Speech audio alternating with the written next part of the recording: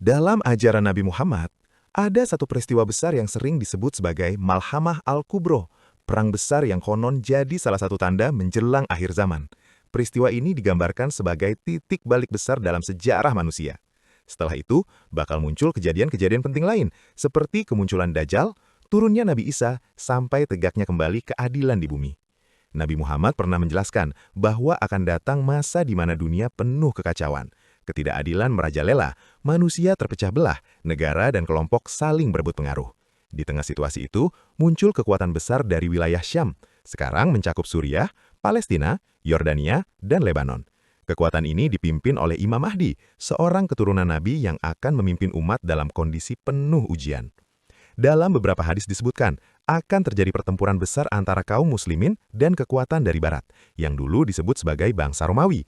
Pertempuran ini terjadi di daerah seperti Amak atau Dabik di wilayah utara Syam.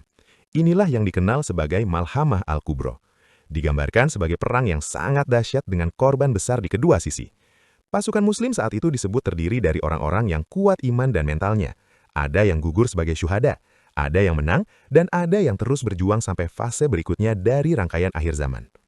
Menariknya, sebelum perang besar itu, diceritakan bahwa sempat ada perjanjian damai antara umat Islam dan bangsa Romawi untuk menghadapi musuh bersama.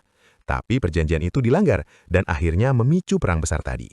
Setelah kemenangan dalam Malhamah Al-Kubro, belum lama berselang, muncul ujian yang jauh lebih berat, Dajjal. Sosok ini digambarkan punya kemampuan luar biasa untuk mengelabui manusia, bisa menurunkan hujan, menyuburkan tanah, bahkan membawa sesuatu yang terlihat seperti surga dan neraka. Banyak orang akan tertipu, bahkan yang imannya sebelumnya kuat sekalipun. Di saat itulah Nabi Isa putra Maryam turun ke bumi. Beliau tidak membawa ajaran baru, tapi meluruskan dan menegaskan kembali ajaran Nabi Muhammad. Bersama Imam Mahdi, Nabi Isa akan mengalahkan Dajjal. Setelah itu, dunia masuk ke masa damai dan adil untuk sementara waktu. Tidak ada perang, harta melimpah, bahkan orang sulit menemukan penerima zakat karena semua berkecukupan. Tapi fase damai itu tidak selamanya. Setelah Nabi Isa wafat, perlahan manusia kembali lalai. Satu persatu tanda besar kiamat muncul. Matahari terbit dari barat, dan sejak itu pintu taubat tertutup. Lalu muncul makhluk bernama Dabah yang menandai manusia. Kemudian datang kehancuran besar. Sangkakala ditiup, alam semesta hancur total. Setelah itu manusia dibangkitkan di padang mahsyar. Semua berdiri menunggu pengadilan Allah. Amal sekecil apapun diperhitungkan. Ada yang menerima catatan amal dengan tangan kanan, tanda selamat. Ada yang menerimanya dengan tangan kiri, tanda celaka. Manusia lalu melewati jembatan Sirot di atas neraka. Ada yang melintas cepat, ada yang tertatih, dan ada yang jatuh. Yang selamat akan sampai ke telaga Nabi, lalu masuk surga. Yang durhaka mendapat balasan sesuai amalnya. Surga digambarkan sebagai tempat tanpa sedih, tanpa sakit, tanpa takut. Kenikmatan paling besar bukan cuma istana atau sungai-sungainya, tapi bisa melihat Allah. Sementara neraka adalah tempat penuh azab, kecuali bagi orang beriman yang akhirnya mendapat ampunan. Semua rangkaian ini, dari Malhamah Al-Kubro sampai hari kiamat, bukan sekadar cerita menakutkan. Ini adalah pengingat.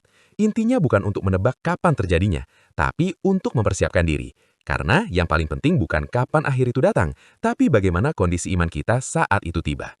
Dunia ini cuma tempat singgah, yang dibawa nanti bukan jabatan, harta, atau popularitas, tapi amal, niat, dan keikhlasan. Jadi pesan besarnya sederhana, jaga iman, perkuat diri, dan jangan terlena. Karena pada akhirnya, semua orang sedang berjalan menuju satu garis akhir yang pasti.